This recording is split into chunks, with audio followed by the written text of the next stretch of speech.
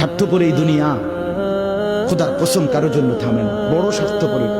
হ্যাঁ, যেদিন বাপের জানাজা পড়ে, যেদিন বাপের লাশ কবরে দাফন করে, সেদিনও বংশধর সন্তান ছেলে মেয়ে ঘন্টাখানিক 2-4 ঘন্টা কাইন্দা কাটটা হইল, রাতের বেলা ঠিকই ভাত খায়।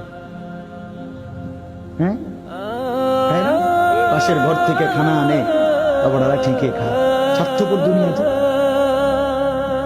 থামে না রে ভাই, থামে না দুনিয়া। ওই জন্য আমাদের কারোর জন্য থামবে না।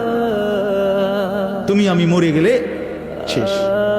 আবারও বলছি এই কথা, আমি মরে গেলে এরপরে পৃথিবী যত আধুনিক হোক না কেন, আমার কি কথা বুঝছিনি?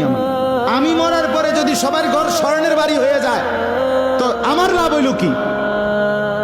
আমার মৃত্যুর পরে যদি সব মানুষ আধুনিক হইয়া সাঁদের দেশেও জায়গা, আমার ফায়দা কি? আমি তো না, আমি তো মরে গেলাম। যে কবরে চলে গেল সে কি আর ফিরে আসবে? আল্লাহ আমাদেরকে বুঝ দান করেন।